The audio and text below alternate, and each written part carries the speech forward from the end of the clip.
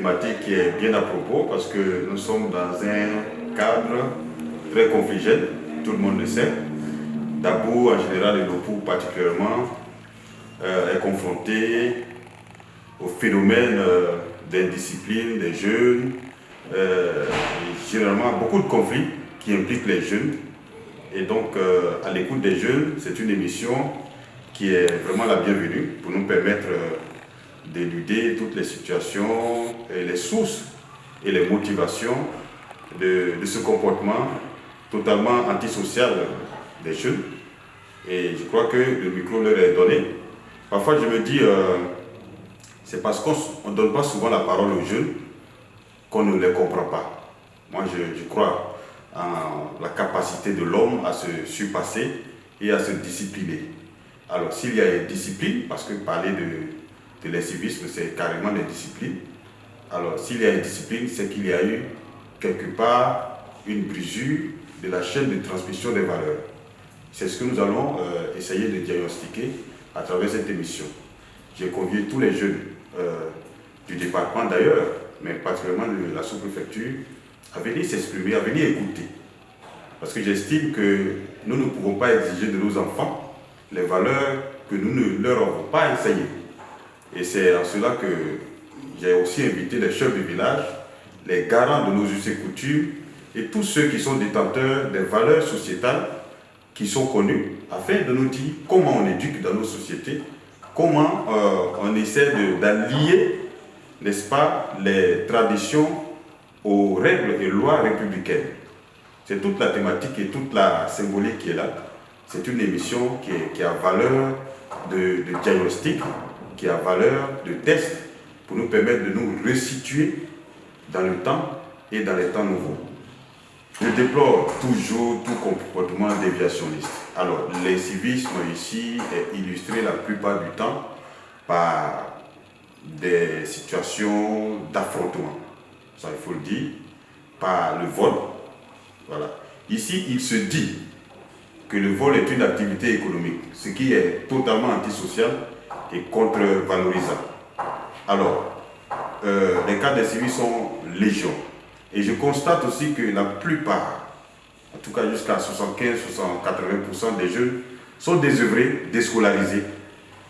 Et ils n'ont aucune perspective en ce qui concerne leur avenir. Ça, il faut faire le tableau, il faut dresser le tableau. Comment on gère le patrimoine foncier, parce que la plupart des litiges sont des litiges fonciers. Les conflits sont liés généralement au foncier. Comment on gère cela? Quel est le cadre de gestion traditionnel d'abord et quel est le cadre de gestion, j'allais dire, légale? Ça, ce sont des problèmes qu'il faut se poser et trouver des solutions. À l'endroit des gardiens de nos valeurs, parce que chacun de nous est issu d'une famille. Et l'éducation d'un enfant, de l'homme, commence déjà par la cellule familiale qui est la plus petite cellule, j'allais dire, organisationnelle dans l'État. Revenir à nos valeurs.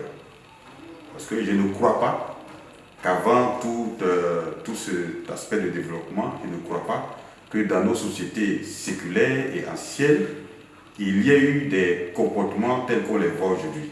C'est qu'il y a eu quelque part une méprise de nos propres valeurs. Donc, dans nos valeurs traditionnelles, et ça c'est partagé dans toutes les traditions africaines, le respect qui est dû aux aînés et aux anciens, c'est une valeur intransigeante qui ne peut pas être négociée. Il faut revenir à cela. Je vois beaucoup de jeunes qui, en intervenant en public, invectivent ouvertement des personnes âgées, même des chefs de village qui prennent la partie des personnes âgées. Ça, il faut revenir. Donc ça, c'est le rôle de nos chefs de village, des garants de nos coutumes. Maintenant, au niveau de l'État, moi, j'ai toujours plaidé pour que, au sein de l'Oppo, en tout cas dans la circonscription de l'Oppo, sinon dans le département de Dabou, qu'il soit créé un centre de service civique pour aligner les jeunes sur les valeurs républicaines. Parce que comme le dit l'adage, nul n'est censé ignorer la loi. Tout le monde est censé, en tant que citoyen, connaître ce qui est interdit et ce qui est permis. Alors, donc je plaide vraiment vivement, je l'ai déjà fait, à l'occasion ici des projets emploi jeunes, pour qu'un centre de service civique soit créé, pour permettre aux jeunes de faire révéler leurs talents, parce que je sais qu'ils en ont. Et c'est parce qu'ils n'ont pas le cadre d'expression de ces talents que la plupart se livrent à des actes de vol, des activités narcotiques, de vente de drogue, de consommation de drogue. Donc déjà, créer un centre de service civique ici permettrait donc de réorienter ces jeunes déscolarisés qui sont exposés à la violence, de se donner une seconde chance de la vie. Et ensuite, en ce qui concerne les autorités préfectorales, nous faisons déjà notre travail d'encadrement, de sensibilisation. Nous ferons tout ce qu'il faut pour sensibiliser les jeunes à prendre eux-mêmes la décision de changer. Parce que j'estime que le jeune ne doit pas apparaître comme le ramasseur de chaises aux grandes cérémonies, ou celui qui prend la liste des convives, c'est-à-dire des tâches totalement banales et dévalorisantes. Le jeune a la capacité de transformer son milieu parce qu'il a la force physique, l'intelligence et la motivation nécessaires pour avancer. Et ça, nous faisons ce travail par la création de micro-emplois, par aussi la mise en œuvre des projets qui sont initiés par le ministère en charge de la jeunesse. Nous les incitons à créer des emplois parce que nous sommes entourés d'un cadre et d'un contexte économique très favorable pour l'émulation, mais aussi pour l'employabilité des jeunes. Sauf qu'ils n'ont pas encore l'instinct d'entrepreneuriat et ils n'ont pas encore l'instinct du goût de l'effort et du travail. Radio Côte d'Ivoire, numéro 1 sur l'info et le sport.